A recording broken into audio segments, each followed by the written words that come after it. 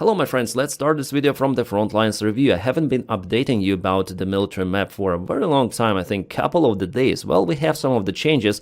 As you know, Ukraine encircled Russian army in Kucherov Yar. Also, they were trapped here and here, like not physically intercepted, but Ukraine controls those supply lines. So Russians just cannot receive any sort of the goods. The only possible way for them to obtain something like water, food is the drone delivery only. Plus, Ukraine is using the anti-drone warfare, so Russians deliver supplies with the help of the fiber optic drones. Well, according to the latest information, judging on the signals coming from the Ukrainian military command, Ukraine is getting ready to jam Russians completely here, like absolutely demolish. There is the big operation which is now being prepared. I know it because there were the meetings in Pokrovsk-Dobropilya direction, so you see Denis Rydis, commander of Azov Corps, Syrsky, the general commander of Ukrainian army, and here you can see Magyar, who is being deployed already to that particular direction. Well, Magyar is in charge now not over his own unit but of entire drone army of Ukraine, so he's a very important guy and I'm very happy that he was appointed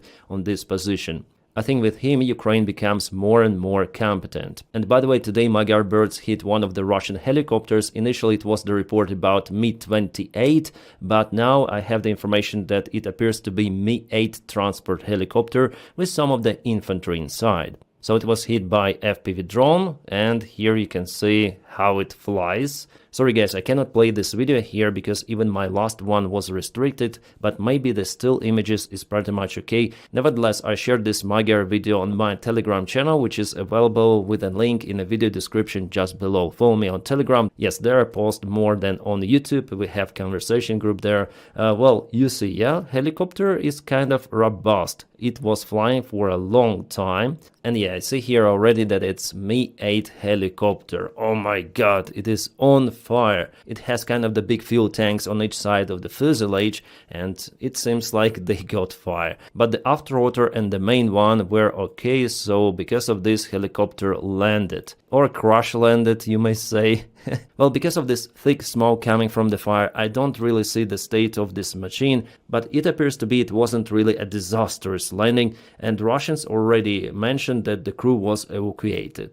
And you see here we have one more helicopter flying, it's K-52, attack helicopter. Usually they fly together like the transport helicopter and the backup and cover from the attack one. Well, it's absolutely clear that the helicopter itself is no-go. Again, one more successful case, then FPV drone chases and hits enemy helicopter. Well, if FPV drone hits Shahid drones, I think for helicopter it's more easier target for those drones. So maybe after all Russia will not be able to use their helicopters close to the front lines. Wow, I have just received this image. It's the Russian Mi-8 helicopter that I showed you before. You can see it's the last selfie of it and probably of this guy and also other soldiers who were on board of this helicopter. Russians claim that they evacuated pilots. Well, so far I haven't seen the video with evacuation, so I would put a big question mark for that one. Yeah, here we definitely see some of the face. I asked ChatGPT to improve this image because it's too grainy. Well, that's the result.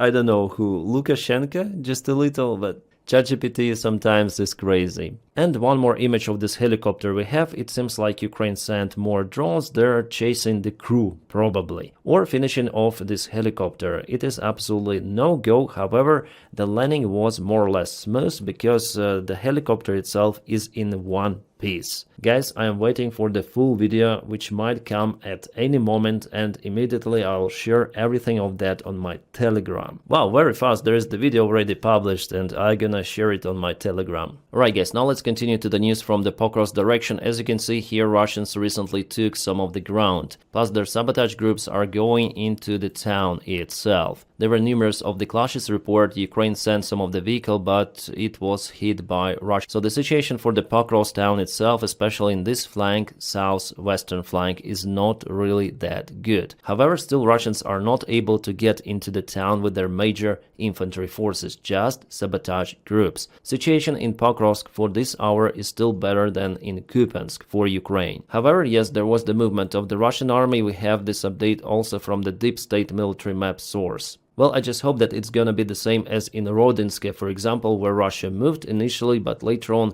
Ukraine cut this Russian attack vector, and now Russians are being cut from all of the sides here, so they're not thinking about Rodinske any longer. And I guess this only attack vector is not enough for Russians to occupy Pokrovsk and Mirnograd. Rodinske here is more important because it gives advantage for the Russian army to both Pokrovsk and Mirnograd, so they might jam those settlements into the clouds, their usual tactics, but here it's already been cut, as I say to you, so there is no perspective, close by perspective for Russians to get to Rodinske. Yeah guys, sorry for giving you sometimes bad news, but it's my duty to update you about the current situation on the front lines. There is one more place where Russia moved quite a lot. They even reached Verbovo here. It's Dnipropetrovsk Oblast, again southwestern part of the front lines. Here they propel almost every day, and let's go back 3 days ago. So 1, 2, 3. But you see, they even didn't occupy Kalinovsk fully. They left this village behind and continue the advance. So this is still a gray area. There could be presence of Ukrainian army as well as in Berezove. Why do they do like that? Why do they leave uncontrolled territory behind? Well, it's 100% that they have this order to propel forward in Dnipropetrovsk Oblast. Well, I guess their main goal is to reach defense lines of Ukrainian army. The main defense line is going somewhere in Pokrovsk over here, and they want to get to it as fast as possible. And their bigger goal is obviously to reach this road and further continue the movement to Zaporizhia. You see, it's kind of the long way, but it's the only option for Russians. Let me show you defense lines. They're going somewhere like that and partially like that. I don't know if they penetrated the defense line over here. I'm not sure, just draw them randomly, but I know that here they penetrated the defense line in one single place. However, there was no movement any longer from the Russian army in this direction for the last week. So Russians want to go here to bypass this entire defense line, yeah, using this kind of the road to go here and also to advance from this side, from the south. Here they got some of the ground under control, but still unable to get further. Also, Russians are attacking Zaporizhia even with aviation gliding bombs, so for civilians there it's very hard time. And why Zaporizhia is so important for the Russian army? Because they want to create the bridgehead on the other side of the Dnipro River. You see, Dnipro River is very wide, it's the big obstacle for any sort of the ground army. So creating the bridgehead here or maybe in Dnipro city may allow Russian army to move later on faster towards the other parts of Ukraine. Well, they already controlled this part over here, but were forced to retreat from Kherson because it was the trap for the Russian army. They lost initiative. And now with all of their attempts to get to Kherson back, they basically fail. That's why Zaporizhia could be better variant in general for Russians. But still they need to cover lots and lots of the land here, and there are Ukrainian trenches, defense lines, Ukrainian armies placed here, so it's not an easy walk. But at the same time we see that they keep initiative in Velika Novosilka direction, so over here. For now it's the most vulnerable spot for Ukrainian army, because here Russians propels almost every day. You see how they move? Day by day, after all they move. About Kupiansk, the situation there is standstill for already many days. Like 4 days ago, I guess there was the update, then the Russians moved to this part. Well, I would say it's the difficult situation, and Ukraine has just limited resources to act in counterattacks, so I don't think Ukraine is capable for now to repel this Russian attack. Oh, what we have here is the strike of Ukrainian drones on Russian very important facility. It's called Elektrodetal factory in Bryansk Oblast. Elektrodetal means electrical equipment, and it is also producing components for Russian military, or was producing, yeah. High quality combined connections, yeah.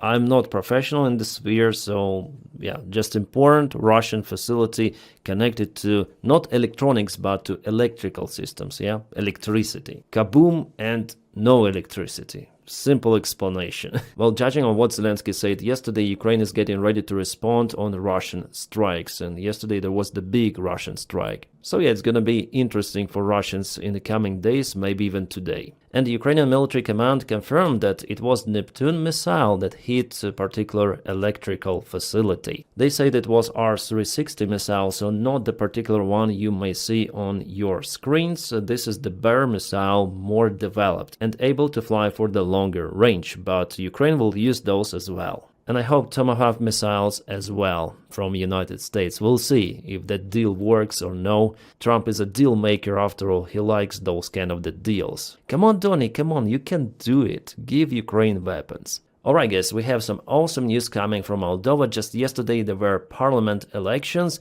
and Democratic Party and currently ruling party of Moldova won majority. 51 seats in the parliament. It means that they don't need to create coalition. The pro-Russian party comes next. With a huge gap of 20%, they'll stay outcast. And just for you to understand, this is the symbol of this pro-Russian party. It's crazy. I think those should be forbidden, but no, it's democracy.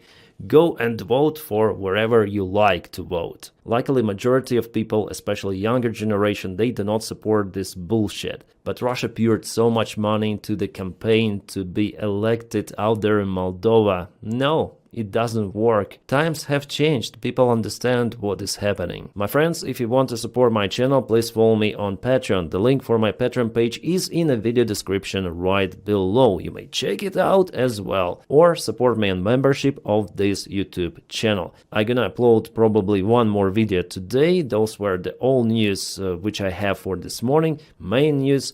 And I wish you all a peaceful sky wherever you are and have a great time.